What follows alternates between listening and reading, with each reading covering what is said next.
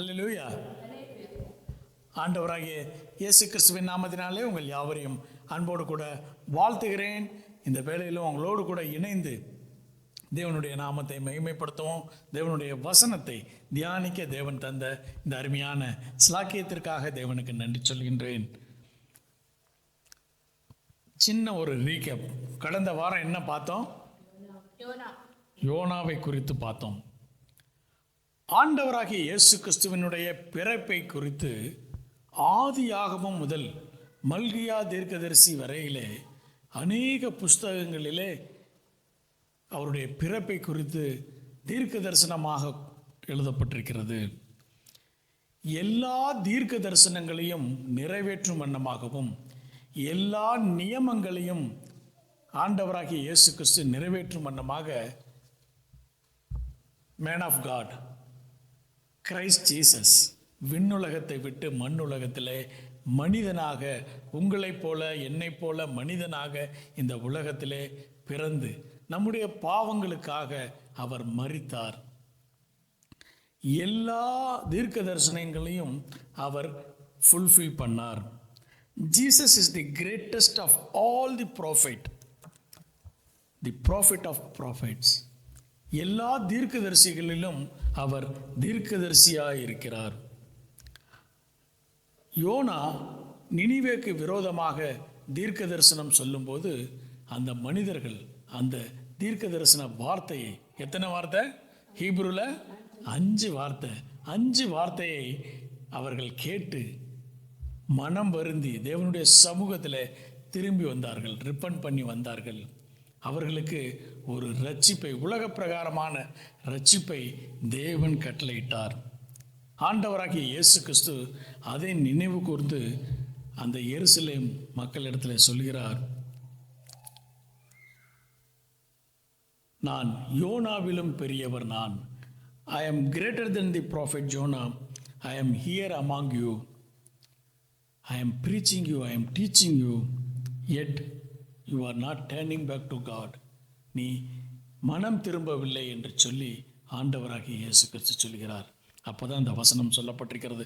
மத்தேயு எழுதிய சுவிசேஷம் 12ஆம் அதிகாரம் 11வது வசனத்திலே, யோனாவிலும் பெரியவர் இங்கே இருக்கிறார், ஆதலால் நியாய தீர்ப்பு நாளிலே நினிவே பட்டணத்தார் இந்த சந்ததியாரோ கூட எழுந்து நின்று இவர்கள் மேல் குற்றம் சுமத்துவார்கள் என்று சொல்லி இந்த வசனத்தை நம்ம தியானித்தோம். இந்த நாளிலே மத்தேயு எழுதிய சுவிசேஷம் 12ஆம் அதே அதிகாரத்திலே 42வது வசனத்திலே ஆண்டவராகிய இயேசு கிறிஸ்து சொல்கிறார், சாலமோனிலும் பெரியவர் இங்கே இருக்கிறார் என்று சொல்லி அந்த வசனத்தை தான் இந்த நாளில் நாம் தியானிக்கப் போகின்றோம். சாலமோன், தாவீதின் குமாரனாகிய சாலமோன் கர்த்தருடைய தீர்மானத்தின்படியாக தாவீதிற்கு பிறகு அவர் என்ன செய்கிறாரு? ராஜாவாக இந்த இஸ்ரவேல், முழு இஸ்ரவேலுக்கும், சமஸ்த இஸ்ரவேலருக்கும் ராஜாவாக மாறுகிறார். அது மாத்திரமல்ல, தாவீது தேவனுக்காக ஆலயத்தை எழுப்ப வேண்டும் என்று சொல்லி அவன் விரும்பிய போது கர்த்தர் என்ன சொல்கிறாரு? இந்த ஆலயத்தை உன்னுடைய மகன் எழுப்புவான் என்று சொல்லி. எடுத்தவர்கள் வாசிப்போம். 2 சாமுவேல் 7ஆம் அதிகாரம் 1வது வசனத்திலிருந்து வாசிப்போம். 5 வசனங்களை வாசிப்போம். 2 சாமுவேல் 7ஆம் அதிகாரம் 1லிருந்து 5 வசனங்கள்.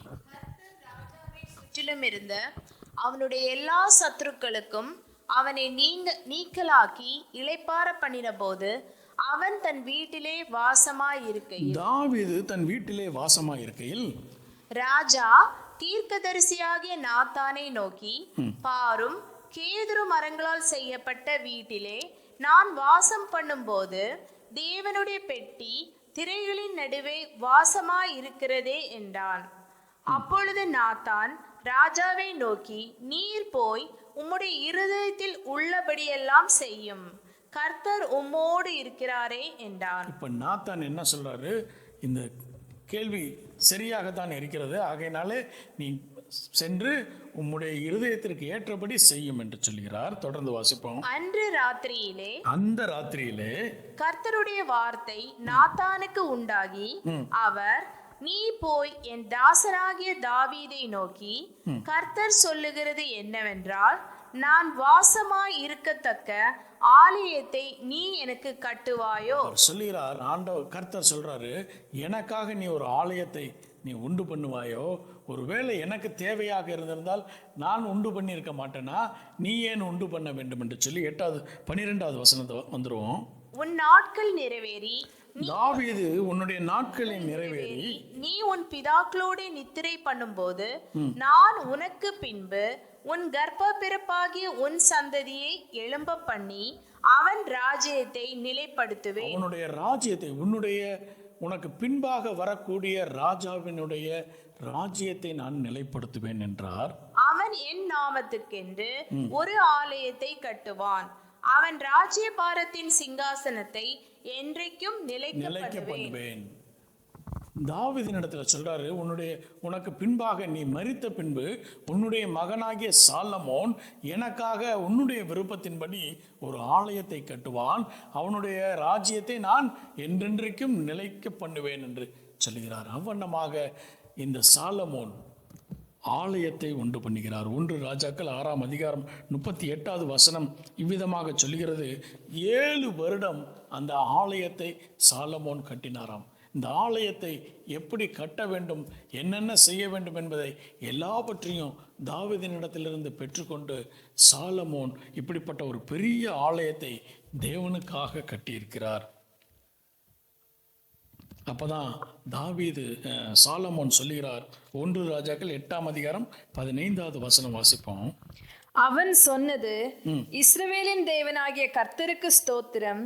அவர் என் தகப்பனாகிய தாவீதுக்கு தம்முடைய வாக்கினால் சொன்னதை தம்முடைய கரத்தினால் நிறைவேற்றினார். கட்டி முடித்த உடனே சாலமோன் சொல்றாரு, இதை யார் கட்டினா? நான் கட்டினேன்னு சொல்ல. அவர் என்ன சொல்றாருன்னா, கர்த்தர் கட்டினார் என்று சொல்லி என்ன சொல்றாரு? தம்முடைய வாக்கினால் சொன்னதை தம்முடைய கரத்தினாலே அவர் நிறைவேற்றினார் என்று சொல்லி. இவண்ணமாக தாவீதுக்கு பிறகாக சாலமோன் என்கின்ற பெரிய ராஜா உண்டானான். ஆலயத்தை கட்டுவதற்கு முன்னதாக தேவன் அவனுடைய சொப்பனத்திலே வந்து அவனோடு கூட இடைபடுகிறார். 1 ராஜாக்கள் 3ஆம் அதிகாரம் 2வது வசனத்திலிருந்து 5வது வசனம் வரைக்கும் வாசிப்போம். அந்நாட்கள் மட்டும் கர்த்தருடைய நாமத்திற்கு ஒரு ஆலயம் கட்டப்படாதிருந்ததினால் ஜனங்கள் மேடைகளிலே பலியிட்டு வந்தார்கள். சாலமோன் கர்த்தரிடத்தில் அன்பு கூர்ந்து தன் தகப்பனாகிய தாவீதின் கட்டளைகளில் நடந்தான். ஆனாலும் அவன் மேடைகளிலே பலியிட்டு தூபம் காட்டி வந்தான். அப்படியே ராஜா பலியிட கிபியோனுக்கு போனான். அது பெரிய மேடையாயிருந்தது. அந்த பலிபீடத்தின் மேல் சாலமோன் 1000 சர்வாங்க தகன பலிகளை செலுத்தினான். கிபியோனிலே கர்த்தர் சாலமோனுக்கு ராத்திரியில் சொப்பனத்திலே தரிசனமாகி, நீ விரும்புகிறதை என்னிடத்தில் கேள் என்று தேவன் சொன்னார். கர்த்தர் சாலமோனுடைய சொப்பனத்தில் வந்து கேட்குறாரு, நீ விரும்பியதை கேள் என்று சொல்லி. நம்ம இருந்தோன்னா என்ன கேட்டிருப்போம்? ஒவ்வொருத்தரும் கேட்டிருப்போம். ஆனால் சாலமோன் என்ன கேட்டார் என்று சொல்லி அதே அதிகாரத்தில் 9வது வசனத்தை வாசிப்போம். ஆகையால் உமது ஜனங்களை நியாயம் விசாரிக்கவும் நன்மை தீமை இன்னதென்று வகை அறுக்கவும் அடியேனுக்கு ஞானமுள்ள இருதயத்தை தந்தருளும். போதும், தந்தருளும், ஞானத்தை தந்தருளும் என்று கேட்ட உடனே கர்த்தர் சொல்றார், சாலமோன் இந்த காரியத்தை கேட்டது கர்த்தருடைய பார்வைக்கு உகந்த விண்ணப்பமாயிருந்தது. அதை கேட்ட உடனே கர்த்தர் என்ன செய்கிறாரு? இப்படிப்பட்ட ஞானத்தை கேட்கிறான் என்று சொல்லி அந்த ஞானத்தை, உலகத்தின் ஞானத்தை சாலமோனுக்கு கொடுக்கிறார். அது மாத்திரமல்ல, 13வது வசனம் இவ்விதமாக சொல்கிறது, வாசிப்போமா? இதுவுமின்றி நீ கேளாத ஐஸ்வர்யத்தையும் மகிமையும் உனக்கு தந்தேன். உன் நாட்களில் இருக்கிற ராஜாக்களில் ஒருவனும் உனக்கு சரியானவன் இல்லை. நீ கேளாத ஐஸ்வர்யத்தையும் எல்லா காரியங்களையும் மகிமையையும் அவனுக்கு கொடுக்கிறார் கர்த்தர். அவனுடைய ஞானம் மாத்திரமல்ல, ஐஸ்வர்யத்தையும் மகிமையும் அவனுக்கு கொடுக்கிறார். தாவீதுக்கு பின்னதாக சாலமோன் எழும்பி, அவனுடைய காலத்தில் பெரிய ஒரு யுத்தமே இல்லை, மிகப்பெரிய சமாதானத்தை தேவன் அந்த காலத்திலே இஸ்ரவேல் மக்களுடைய வாழ்விலே கட்டளையிட்டார். உலகத்திலே ஞானமுள்ள மனிதன் யார் என்று சொன்னால் சாலமோன். ஆனால் அந்த ஞானம் எப்படிப்பட்ட ஞானம் என்று சொன்னால், உலக பிரகாரமான ஒரு ஞானம். தேவனுக்கு அடுத்த காரியங்களை குறித்து மறைபொருள்களுடைய வெளிப்பாடு அல்ல, உலகத்தின் ஞானம். ஏனென்று சொன்னால் ஒரு வசனத்தை வாசிப்போம். எசேக்கியேல் தீர்க்கதரிசியின் புஸ்தகம் 28ஆம் அதிகாரம் 1-3 வசனங்களை வாசிக்கும் போது, கர்த்தருடைய வார்த்தை எனக்கு உண்டாகி எசேக்கியேலுக்கு உண்டாகி, மனுபுத்திரனே, நீ தீருவின் அதிபதியை நோக்கி கர்த்தராகி ஆண்டவர் உரைக்கிறது என்னவென்றால். தீருவை பார்த்து கர்த்தர் ஒரு தீர்க்க தரிசனத்தை சொல்லுகிறார். தீரு யார் என்று சொன்னால் ஒரு ராஜா. எப்படி ஆதியாகமம் 3ஆம் அதிகாரத்திலே சர்ப்பத்தை பார்த்து சபிக்கிறார். அது சர்ப்பத்தை அல்ல, சர்ப்பத்தை இயக்கி கொண்டிருக்கக்கூடிய சத்துருவானவனை கடிந்து கொள்கிறாரோ அவ்வண்ணமாக இந்த இடத்துல தீரு ராஜாவை குறித்து சொல்லவில்லை, தீரு ராஜாவுக்கு பின்னதாக இயங்கி கொண்டிருக்கக்கூடிய சத்துருவானவனை குறித்து கர்த்தர் சொல்லுகிறார். தொடர்ந்து வாசிப்போம். உன் இருதயம் மேட்டிமை கொண்டு நான் தேவன், நான் சமுத்திரத்தின் நடுவே தேவாசனத்தில் வீற்றிருக்கிறேன் என்று நீ சொல்லி உன் இருதயத்தை தேவனின் இருதயத்தை போல் ஆக்கினாலும் நீ மனுஷனே அல்லாமல் தேவன் அல்ல. இந்த இடத்துல மனுஷனே என்று சொல்லி இருக்கப்பட்டிருக்கிறது. அதனுடைய கரெக்டான இன்டர்பிரேஷன் என்ன? நீ ஒன்லி கிரியேட்டட் பீயிங் என்று சொல்லி கர்த்தர் சொல்றார். நான் உன்னை உண்டாக்கினவன், உண்டாக்கி இருக்கிறேன், நீ உன்னை உயர்த்துகிறாய் என்று சொல்லி. அடுத்த வசனத்தை வாசிப்போம். இதோ தானியேலை பார்க்கிலும் நீ ஞானவான். அவனை குறித்து, சத்ருவானவனை குறித்து சொல்லும் போது யாரை குறிப்பிடுறாரு? தானியேலை குறிப்பிடுகிறார். ஒருவேளை இந்த மறைபொருளின் அறிவு சாலமோனுக்கு இருந்திருந்தா யாரை தான் சொல்லி இருந்திருக்கணும்? சாலமோனை சொல்லியிருக்கணும். ஆனா சாலமோனை சொல்லவில்லை. யாரை சொல்றாரு? தானியேலை சொல்றாரு. அப்ப சாலமோனுக்கு இருந்த ஞானம் உலகத்தின் ஞானமாக இருந்தது. அந்த உலகத்தின் ஞானத்தை கொண்டு அவன் தன்னுடைய ஜனங்களை நியாயம் தீர்த்து கொண்டிருந்தான். அப்பதான் அவங்க எல்லாரும், இஸ்ரவேல் மக்கள் சொல்றாங்க, சாலமோனை காட்டிலும் பெரிய ஞானி யாருமே இல்லை என்று சொல்லும்போது கர்த்தர் சொல்றாரு, நான் சாலமோனிலும் பெரியவர் இங்கே இருக்கிறேன் என்று சொல்லி. ஆண்டவராகிய இயேசு கிறிஸ்துவை குறித்து சொல்லும்போது ஏசாயா தீர்க்கதரிசியின் புஸ்தகம் 11ஆம் அதிகாரம் 1-2 வசனத்தை வாசிப்போம். ஈசா என்னும் அடிமரத்திலிருந்து ஒரு துளிர் தோன்றி அவன் வேர்களில் இருந்து ஒரு கிளை எழும்பி செழிக்கும். ஞானத்தையும் உணர்வையும் அருளும் ஆவியையும், ஞானத்தையும் உணர்வையும் அருளும் ஆவியையும், ஆலோசனையும் பெலனையும் அருளும் ஆவியும், அறிவையும் கர்த்தருக்கு பயப்படுகிற பயத்தையும் அருளும் ஆவியும் ஆகிய கர்த்தருடைய ஆவியானவர் அவர் மேல் தங்கி இருக்கிறார். அவர் ஞானத்தின் உறைவிடமாக ஆண்டவராகிய இயேசு கிறிஸ்து இந்த உலகத்திலே இருந்தபோது அவர் சொல்றாரு, சாலமோனை நீங்கள் ஞானி என்று சொல்கிறீர்கள், சாலமோனை காட்டிலும் ஞானி யாரு? நான் இங்கே உங்கள் மத்திகளிலே நான் வாசம் செய்கிறேன் என்று சொல்லி. சாலமோனுடைய மகிமை குறித்து சொன்னா அவனுக்கு அநேக விதமான மனைவிகள். எத்தனை மனைவிகள் இருந்தாங்க? 1 ராஜாக்கள் 11ஆம் அதிகாரம் 3வது வசனம் வாசிப்போம். அவனுக்கு பிரபுக்கள் குலமான 700 மனையாட்டிகளும் 300 மறுமனையாட்டிகளும் இருந்தார்கள். அவனுடைய ஸ்திரீகள் அவன் இருதயத்தை வலுவி போக பண்ணினார்கள். ஒரு மனைவி இருந்தாலே இவ்வளவு கஷ்டம்னா இன்னைக்கு எத்தனை மனைவி? 1000, மொத்தமா சேர்த்து 1000 இல்ல. ஆண்டவராகிய இயேசு கிறிஸ்துவுக்கு ஒரே மனவாட்டி. அது யாரு? திருச்சபை. திருச்சபை என்கின்ற ஒரே மனவாட்டி. நீங்களும் நானும் ஆண்டவராகிய இயேசு கிறிஸ்துவுக்கு எப்படி இருக்கிறோம்? ஸ்பிரிச்சுவல் பிரைடாக இருக்கிறோம். இத்தனை 1000 மனைவிகள், 700 மனைவிகள், 300 மறுமனையாட்டிகள் இருந்தாலும் சாலமோனுக்கு 2 பேரை தான் ரொம்ப பிடிக்குமா. வாசிப்போமா? 1 ராஜாக்கள் 14ஆம் அதிகாரம் 21வது வசனத்தை வாசிப்போமே. 1 ராஜாக்கள் 14ஆம் அதிகாரம் 21வது வசனம். சாலமோனின் குமாரனாகிய ரெகோபெயாம் யூதாவிலே ராஜ்யபாரம் பண்ணினான். ரெகோபெயாம் ராஜாவாகிற போது 41 வயதாயிருந்து கர்த்தர் தம்முடைய நாமம் விளங்கும்படி இஸ்ரவேல் கோத்திரங்களிலெல்லாம் தெரிந்து கொண்ட நகரமாகிய எருசலேமிலே 17 வருஷம் ராஜ்யபாரம் பண்ணினான்.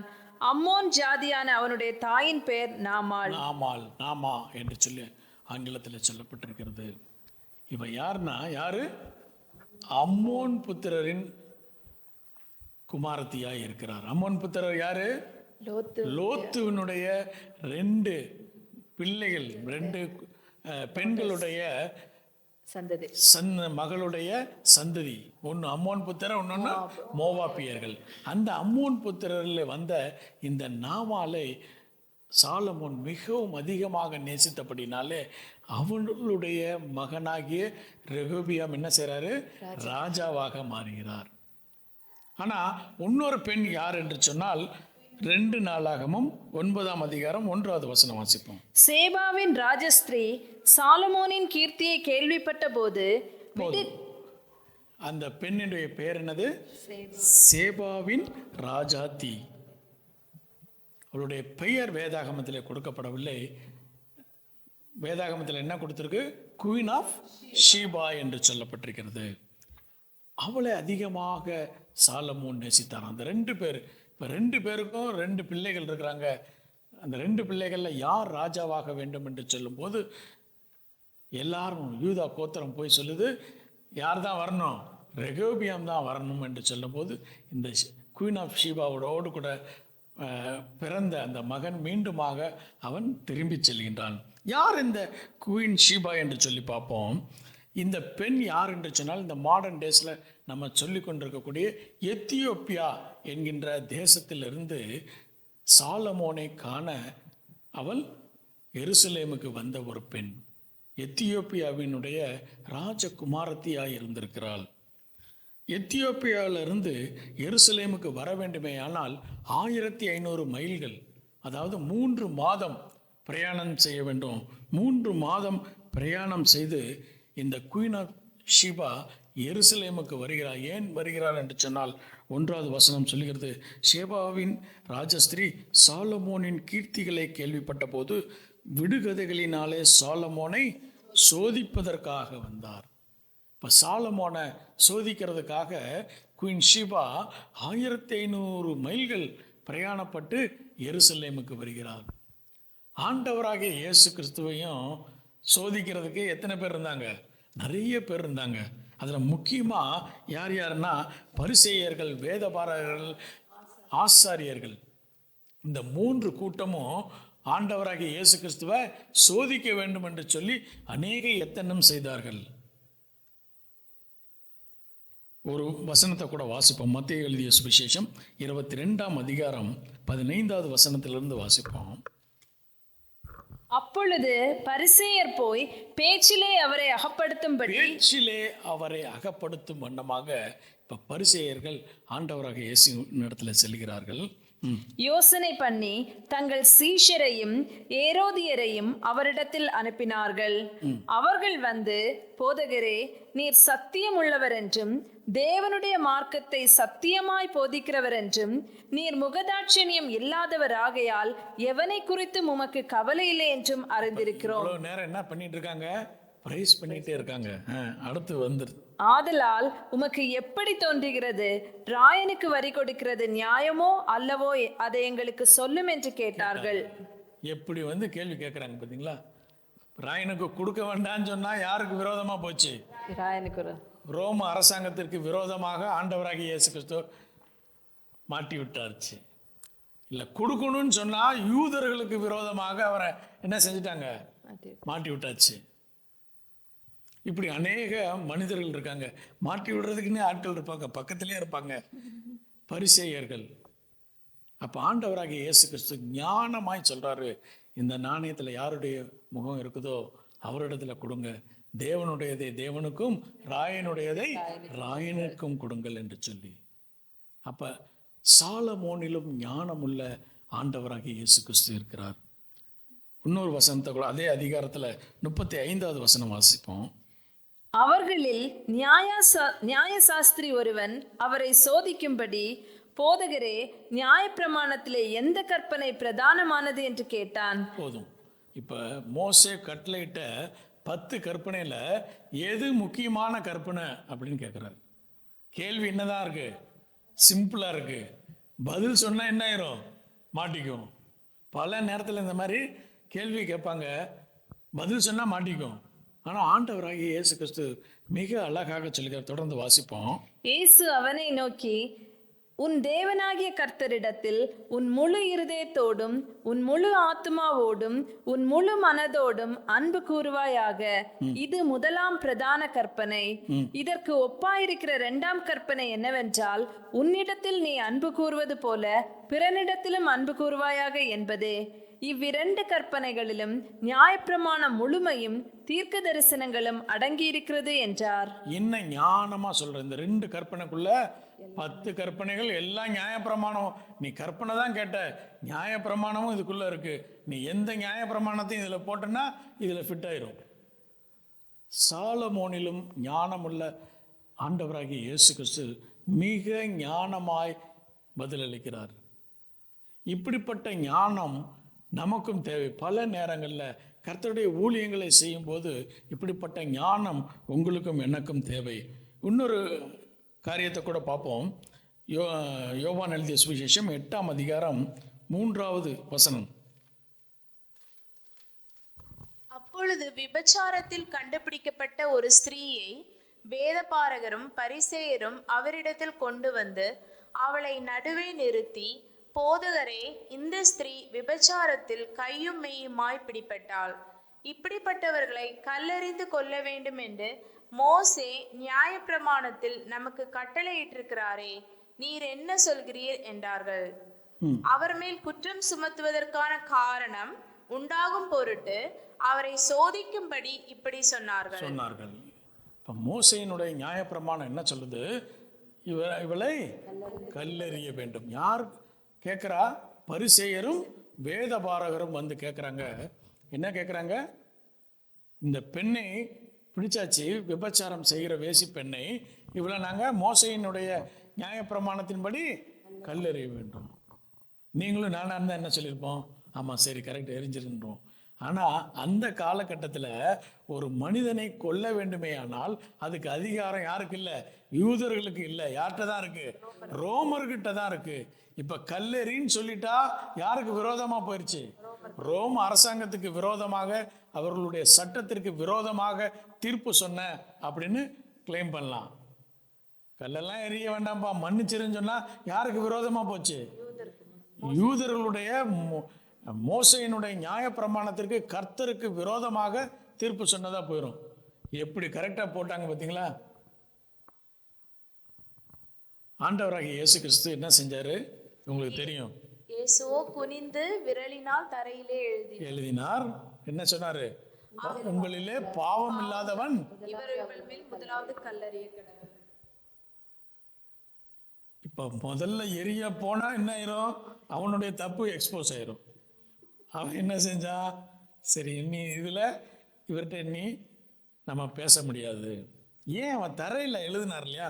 என்ன எழுதினார் என்று சொல்லி வேத வல்லுநர்கள் என்ன சொல்றாங்கன்னா, இது ஏன் சொல்றாங்கன்னா, இதுக்கு முந்தின அதிகாரம் யோவான் எழுதிய சுவிசேஷம் 7ஆம் அதிகாரத்திலே அது ஒரு பண்டிகை நாளாக இருக்கிறது. ஒரே ஒரு வசனத்தை மாத்திரம் வாசிப்போம்.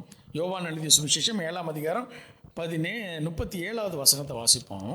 பண்டிகையின் கடைசி நாளாகிய பிரதான நாளிலே இயேசு நின்று சத்தமிட்டு, ஒருவன் தாகமாயிருந்தால் என்னிடத்தில் வந்து பானம் பண்ண கடவன்.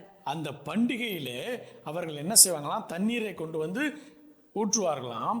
அப்ப அந்த நேரத்தில் ஆண்டவராகிய இயேசு கிறிஸ்து உரத்த சத்தமாக சொல்லுவார், என்னிடத்துல வாருங்க, நான் உங்களுக்கு தண்ணீர் தருவேன் என்று சொல்லி. இது ஒரு பண்டிகை நாளாக இருக்கிறது. இந்த நாளில் தலை வரிசையிடப்பட்ட அந்த மேடை என்று சொல்கிறார். அது என்ன என்று சொன்னால், தேவாலயத்திற்கும் பிலாத்துவின் அரண்மனைக்கும் இடைப்பட்ட ஒரு இடம். அதுதான் தல வரிசையிடப்பட்ட மேடை என்று சொல்லப்படுகிறது. அதே இடத்துல தான் பிலாத்து யாரா நியாயம் தீர்த்தார்? ஆண்டவராகிய இயேசு கிறிஸ்துவை நியாயம் தீர்த்தார். அந்த தல வரிசையிடப்பட்ட இடத்துல ஆண்டவராகிய இயேசு கிறிஸ்துவை நிப்பாட்டிட்டு இந்த வேத பாரகரும் பரிசேயரும் சொல்றாங்க, இந்த பெண்ணை நீங்க என்ன செய்ய சொல்றீங்க? ஆண்டவராகிய இயேசு கிறிஸ்து தரையிலே எழுதினாராம். ஏன் எழுதினார் என்று சொல்லி வேத வல்லுநர்கள் சொல்கிறார்கள். எரேமியா தீர்க்கதரிசியின் புஸ்தகம் 17ஆம் அதிகாரம் 13வது வசனத்தை வாசிப்போம். இஸ்ரவேலின் நம்பிக்கையாகிய கர்த்தாவே, உம்மை விட்டு விலகுகிற யாவரும் வெட்கப்படுவார்கள். உம்மை விட்டு விலகுகிற யாவரும் வெட்கப்படுவார்கள். அவர்கள் ஜீவனுள்ள தண்ணீரின் ஊற்றாகிய கர்த்தரை விட்டு விலகி போனபடியால் ஜீவனுள்ள தண்ணீரின் ஊற்றாகிய கர்த்தரை விட்டு விலகி போனபடியினால் உம்மை விட்டு அகன்று போகிறவர்களின் பெயர் புழுதியில் எழுதப்படும். புழுதியிலே எழுதப்படும். இப்ப கைகளினாலே ஒவ்வொரு பேரா எழுதுறாரு. யார் பேர? பிரதான ஆசாரியன் பேரை எழுதுறாரு. ஒன்று அவனை சேர்ந்த மக்கள்லாம் என்ன செஞ்சாங்க? போயிட்டாங்க. அதுக்கு அடுத்து வேத பாரகருடைய சீஃபுடைய பேரை எழுதுறாரு. அதை பார்த்தோன்னே என்ன செய்கிறாங்க? இப்போ கல் எடுத்தோம்னா என்ன ஆயிரும்? நம்ம எக்ஸ்போஸ் ஆயிரோன்ட்டு அவங்க போயிட்டாங்க. அப்போ எல்லோரும் போய்விட்டார்கள். அப்போ ஆண்டவராக இயேசு கிறிஸ்து சொல்கிறார், உன்னை நானும் நியாயம் தீர்க்க மாட்டேன், இனிமேல் நீ பாவம் செய்யாதே என்று சொல்லி எவ்வளவு ஞானமாக ஆண்டவராகிய இயேசு கிறிஸ்து அப்போது கேட்ட எல்லா கேள்விகளுக்கும் பதில் சொன்னார். ஞானம் உள்ளவராக இருந்தார். ஊழியம் செய்கிறதுனா இஸ்ரவேல் மக்கள் மத்தியில் சும்மா இல்லை. மறிக்கிறேன்னு சொன்னோடனே அடுத்தது என்ன கேட்பாங்க? ஆண்டவரே செகண்ட் யாரு? அவர் சொல்கிறாரு நான் மறிக்க போகிறேன் என்று சொல்கிறாரு. உடனே என்ன கேட்குறாங்க? அடுத்த லெவல் லீடர்ஷிப் யார் ஆண்டவரே? யோவான் நானா? பீட்டர் என்ன சொல்கிறாரு? நானான்னு கேட்கக்கூடிய மோடுக்கு போயிட்டாங்க. இப்போ அப்படிப்பட்ட மக்களோடு கூட ஞானத்திலே வல்லவரான ஆண்டவராகிய இயேசு கிறிஸ்து சாலமோனிலும் ஞானம் உள்ளவராய், உலகத்தின் ஞானம் மாத்திரமல்ல மறுமைக்குரிய ஞானங்களையும் உன்னதத்தின் ஞானங்களையும் பெற்ற ஆண்டவராகிய இயேசு கிறிஸ்து அவர்கள் மத்திகளிலே இருந்து அவர் சொல்றாரு, சாலமோனிலும் பெரியவர் யாரு? நான் இங்கே இருக்கிறேன் என்று சொல்கிறார். இப்போ குயின் ஷீபா சாலமோனிடத்துல கேட்டதுக்கும் இந்த வேதபாரகர் பரிசேயர்கள் ஆசாரியர்கள் கேட்டதுக்கும் ஒரு வித்தியாசம் இருக்கும். இந்த வேதபாரகரும் பரிசேயரும் சதுசேயர்கள் ஆசாரியர்கள் எதுக்காக தான் கேள்வி கேட்குறாங்க? அவரை அகப்படுத்த வேண்டும், அவரை குற்றப்படுத்த வேண்டும், அவரை எப்படியாவது மாட்டி விட்ட வேண்டும் என்று சொல்லி கேள்வி கேட்குறாங்க. ஆனால் குயின் ஷீபா அப்படி இல்லை. 2 நாளாகமும் 9ஆம் அதிகாரம் 1வது வசனம் வாசிப்போம். சேபாவின் ராஜஸ்திரீ சாலமோனின் கீர்த்தியை கேள்விப்பட்ட போது விடுகதைகள்னாலே சாலமோனை சோதிக்கிறதற்காக மிகுந்த பரிவாரத்தோடும் கந்த வர்க்கங்களையும் மிகுதியான பொன்னையும் இரத்தினங்களையும் சுமக்கிற ஒட்டகங்களோடும் எருசலேமுக்கு வந்தாள். அவ வெறும் சோதிக்க மட்டும் வந்திருந்தா இவ்வளோ பொருள்களை கொண்டு வந்திருக்க மாட்டான். அவ என்ன செய்யறா? நம்பி இவர் ஞானம் உள்ளவர் தான், ஆனாலும் நான் அவருக்கு இந்த காரியங்களை கொடுப்பதற்கு முன்னதாக நான் என்ன செய்யணும்? சோதித்து கொடுக்க வேண்டும். நம்ம காணிக்கை கொடுக்கும்போது சோதித்து கொடுக்கணும். தேவையா தேவையில்லையான்ட்டு நம்ம என்ன செய்வோம்? நம்ம கொடுத்ததை கொடுத்துட்டோம், செய்கிறத செஞ்சுக்கங்கன்ட்டு. ஆனால் இந்த குயின் ஆஃப் ஷீபா என்ன செய்கிறா? எல்லா பொருட்களை கொண்டு வந்தாலும் முதல்ல என்ன செய்கிறா? விடுகதைகளினாலே சாலமோனை அவள் என்ன செய்கிறா? சோதிக்கிறாள். அடுத்த வசனத்தையும் வாசிப்போம். அப்பொழுது சாலமோன் அவள் கேட்டவைகளை எல்லாம் விடுவித்தான். அவளுக்கு விடுவிக்காதபடி ஒன்றாகிலும் சாலமோனுக்கு மறைபொருளாய் இல்லை. எல்லா காரியத்தையும் உலகத்தின் ஞானத்தை உடைய சாலமோன் எல்லா கேள்விகளுக்கும் ஞானமாய் பதில் சொன்னார்.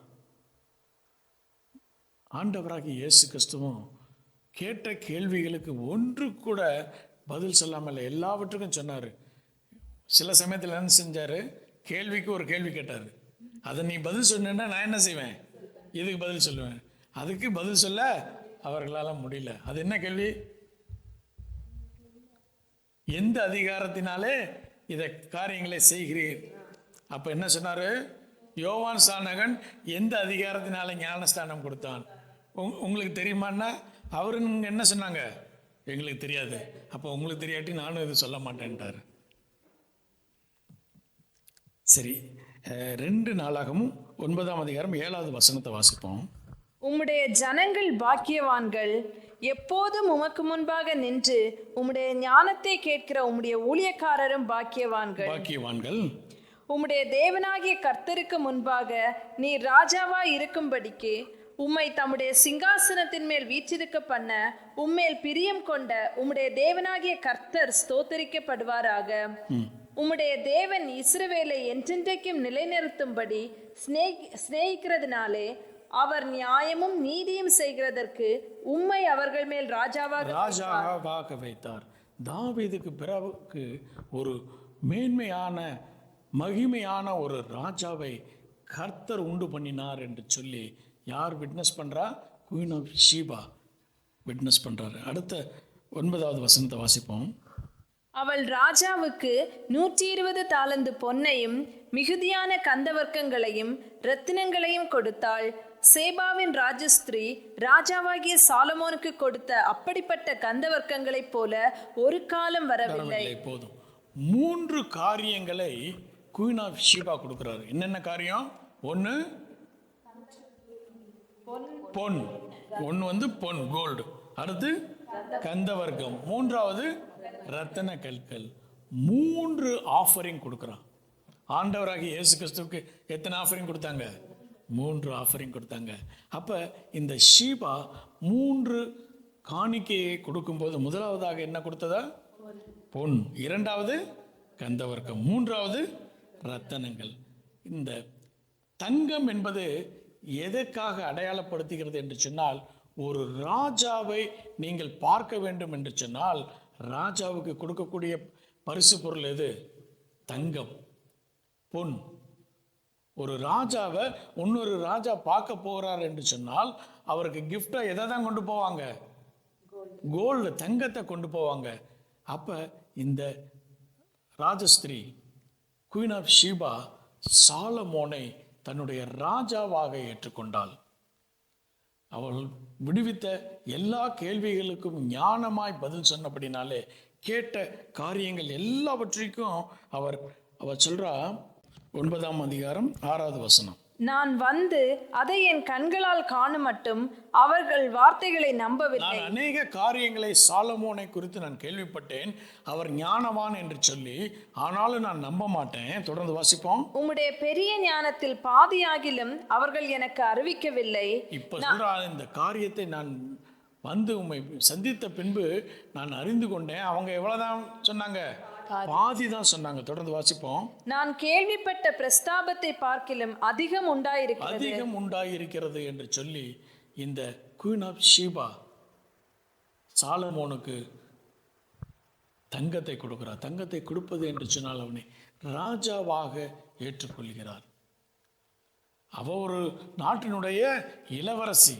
அவ 1500 மைல் தூரம் டிராவல் பண்ணி எருசலேமுக்கு வந்து ராஜாவை பார்த்து விட்டு அவ என்ன சொல்றா?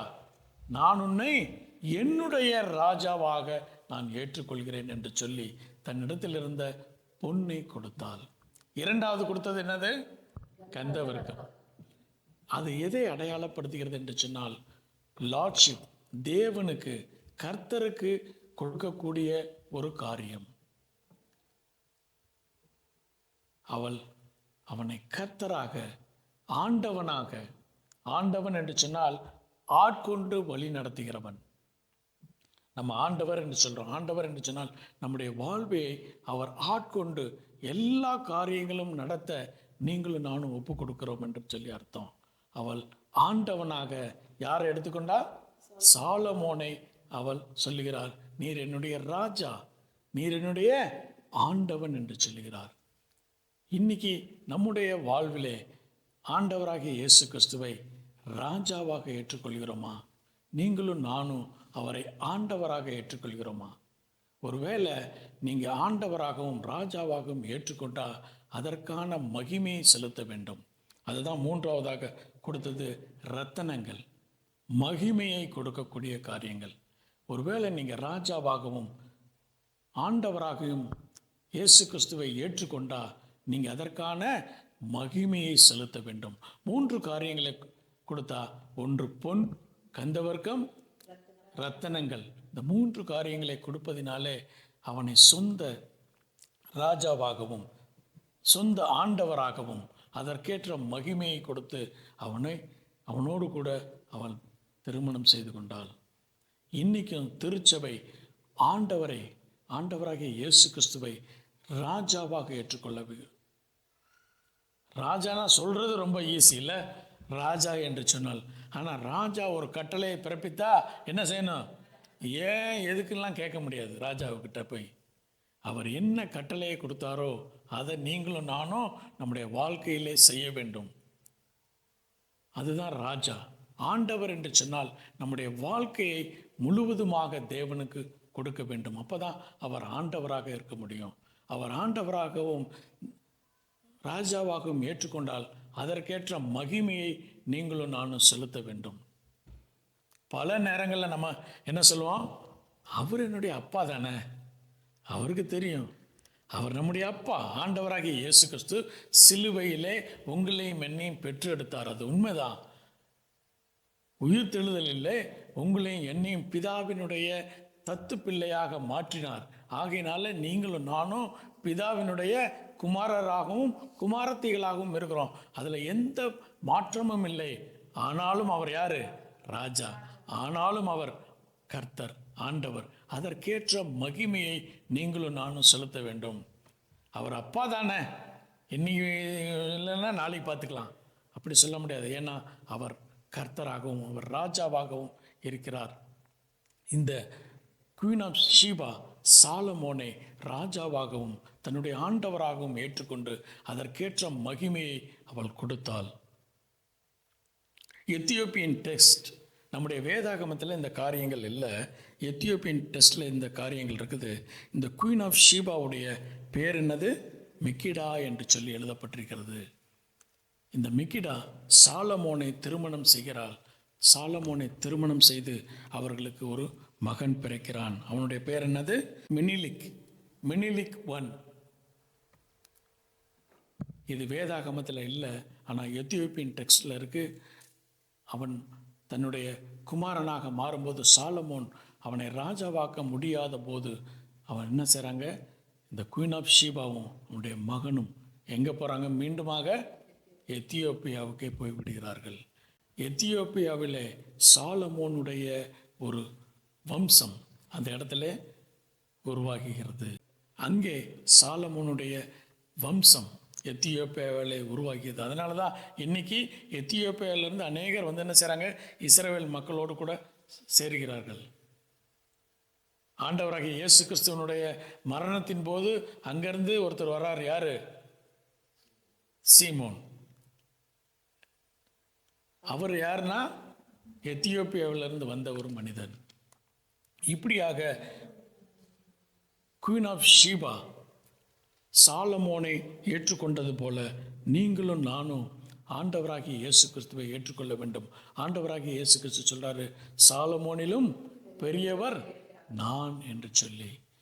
சபை அவரை ராஜாவாகவும் அவரை ஆண்டவராகவும் அவருக்கேற்ற மகிமையை செலுத்தி நீங்களும் நானும் ஏற்றுக்கொள்ள வேண்டும் என்று சொல்லி ஒரு தூர தேசத்தில் இருந்த அந்த ஸ்திரீ குவீன் ஆஃப் ஷீபா அவ்வளவு பிரயாசப்பட்டு பிரயாணம் பண்ணி வெகு தூரம் வந்து அவருடைய ஞானத்தை பார்த்து, சாலமோன் ஞானத்தை பார்த்து சாலமோனிடத்திலே தன்னை முழுமையாய் ஒப்பு கொடுத்ததைப் போல திருச்சபை கொடுக்க வேண்டும்.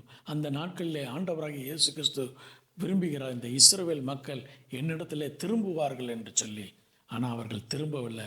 அப்போ தான் ஆண்டவராகிய இயேசு கிறிஸ்து சொல்கிறாரு, நான் சாலமோனிலும் பெரியவர் உங்கள் மத்திகளிலே இருக்கிறேன், உங்கள் மத்தியிலே வாசம் செய்கிறேன், உங்கள் மத்திகளிலே உங்களுக்கு ப்ரீச் பண்ணுறேன், உங்களுக்கு டீச் பண்ணுறேன், உங்கள் மத்திகளிலே நான் இருக்கிறேன். நீங்கள் என்ன செய்ய மாட்டீங்க? மனம் திரும்ப மாட்டேங்கிறீர்கள். நினிவே பட்டணத்தார் 5 வேர்ட் சர்மனை கேட்டுட்டு மனம் திரும்பினார்கள், ஆனால் நீங்கள் திரும்பவில்லை. சாலமோனை பாருங்கள், சாலமோனுடைய ஞானத்தை பார்த்து அந்த ராஜஸ்திரீ ஒப்பு கொடுத்ததை போல நீங்கள் எனக்கு ஒப்பு கொடுப்பீர்கள் என்று சொல்லி நான் எதிர்பார்க்கிறேன். ஆனால் நீங்கள் ஒப்பு கொடுக்கவில்லை. வாசிப்போமா? மத்திய எழுதிய சுவிசேஷம் 12ஆம் அதிகாரம் 42வது வசனம். தென் தேசத்து ராஜஸ்திரீ பூமியின் எல்லைகளிலிருந்து சாலமோனுடைய ஞானத்தை கேட்க வந்தாள்.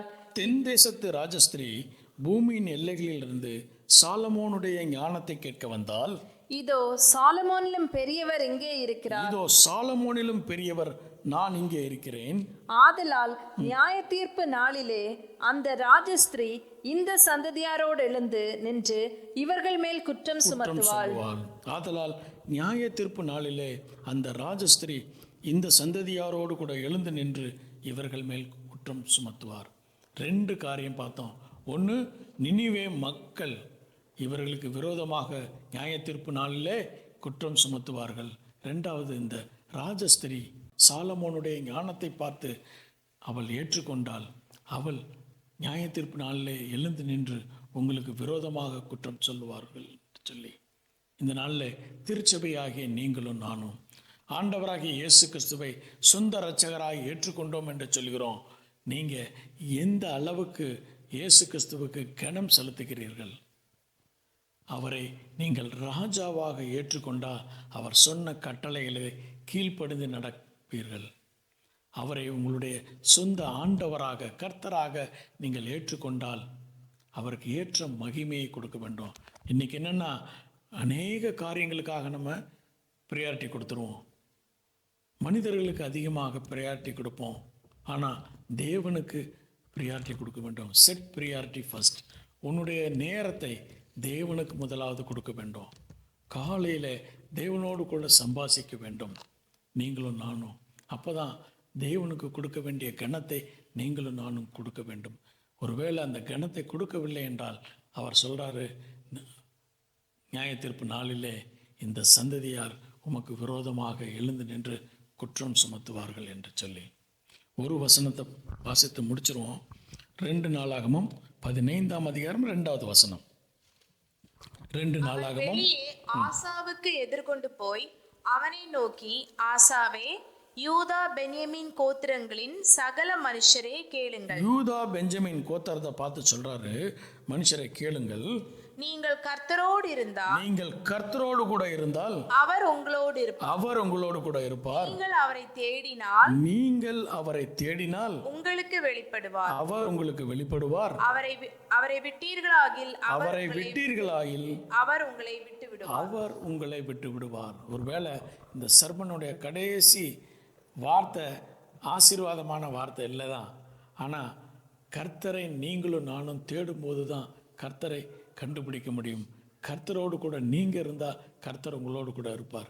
கர்த்தரை நீங்கள் விட்டு விடுவீர்கள், ஆனால் கர்த்தர் உங்களை என்ன செய்வார்? விட்டு விடுவார். நீங்களும் நானும் நம்முடைய சந்ததியும் தேவனுடைய சமூகத்தை விட்டு நீங்காதபடிக்கு அவரை பற்றி கொள்ள வேண்டும்.